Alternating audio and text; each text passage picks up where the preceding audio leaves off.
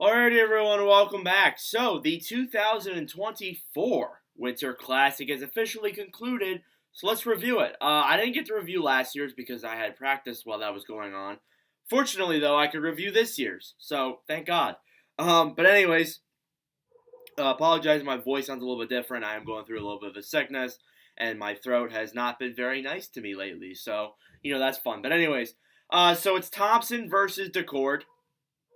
It was a sold out crowd, 47,000.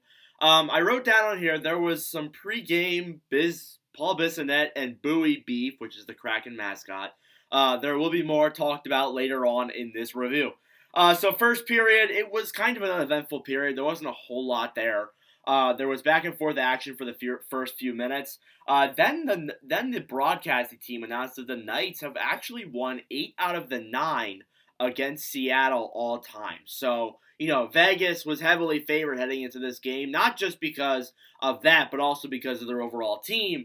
However, it looks like Seattle's really hungry, and they needed this game too, and they need these wins. They're getting a lot of points. They have 9 points in their last cup. They have 9 points in 9 straight games, or whatever it's called. And they're playing very well, and it showed again in this game. Seattle, not long after that, then scores. It's Tolvanen, his 10th of the season, from Vince Dunn and Adam Larson to make it 1-0 Kraken fairly early into the game. Tolvanen had a really good game. That was his 100th NHL point. There was a Marchessault shot that was stopped. There was a Hague chance that was denied. There was a Tatar shot that was also stopped. Shots were 4-4 halfway through one, so not a whole lot of shots. And I think it was like that last year too in the Winter Classic and the year prior. It's been like that for a while where you don't see a whole lot of shots to start off, and it showed that in this game as well. There was an Alexiak redirect that was denied. Tolvanen had a chance that was stopped. There was a lot of hitting too. There was a lot of physicality in this game. There wasn't like fighting. There wasn't like scrums after the end of periods. But there definitely was a lot of hitting and a lot of physicality that was shown in this game. Petrangelo's shot was stopped. There was a Borgen shot that was stopped. Chandler Stevenson was stopped by Vince Dunn on a very good 2-on-1. Dunn reached over, dived in front of him, which I think Marchessault was on the other end of the 2-on-1. Blocked the puck from going over to him, and the puck, as a result, went straight into the court, and he covered it, of course.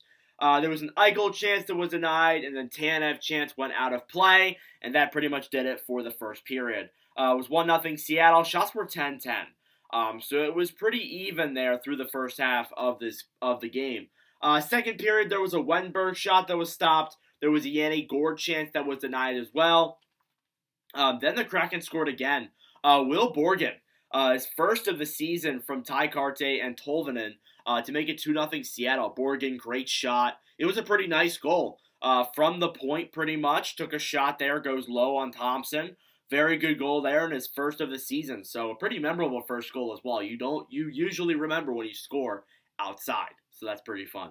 There was an Eberle chance that was stopped. There was a Barbashev shot that was stopped. Another Borgen chance was denied. Tatar was denied. Martinez shot was blocked. Shots were 18-13 Seattle halfway, and you could tell that Vegas was getting frustrated. You could tell that just by seeing them on the ice and seeing how, like DeCord had a really good game style. Like, obviously, he had a shutout.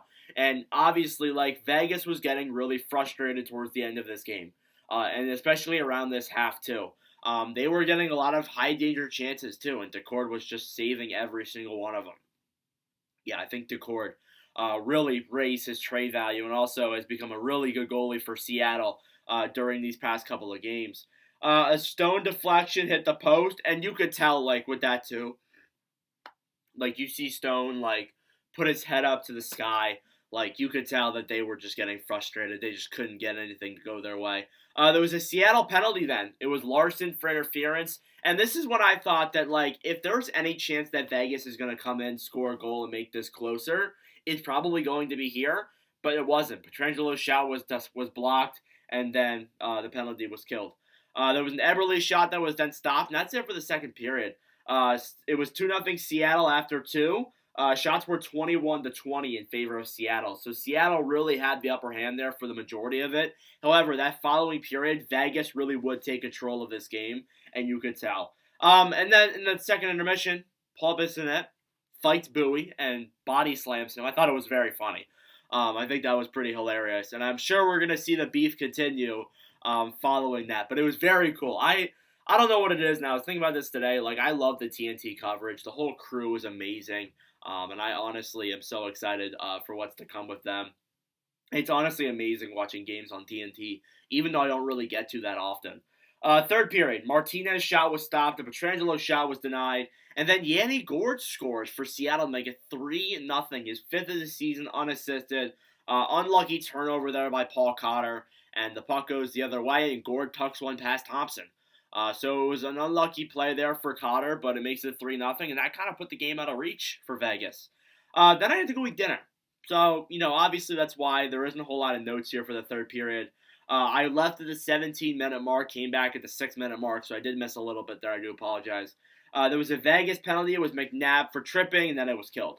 There wasn't a whole lot there with that penalty. There was a Dunn shot that was stopped. A Cotter chance went wide. The Knights pulled the goalie with 3 minutes left. They tried to get something going. They were getting shots, but they really couldn't get much going there. A Pietrangelo shot was stopped, and then as the broadcasters were talking about Daccord and how good of a game he's had, he robs Jack Eichel. I mean, robs him. Point blank, passes over to Jack Eichel on the right side, and he's literally wide open. No cracking defenders there. No one's covering him. He takes a shot, but Daccord's already there to make the save. So that told me that, yeah, they're not scoring here. This is going to be Seattle's game. Marchessault's shot was stopped, Pietrangelo's shot was denied, and then Vegas took a penalty with 6 seconds left. Pietrangelo for slashing, and that pretty much did it. So final score 3-0 in favor of the Seattle Kraken. The Kraken are 15-14-9 after this win. The Vegas Golden Knights 22-11-5. They've been struggling lately. They're 1-5 in their last 6 now. Joey Daccord, first Winter Classic shutout ever. And the Kraken as well also have points in 9 straight games, which is a franchise record for them. So very cool to see there. Other stats, you got shots. Shots were 35-27 in favor of Vegas.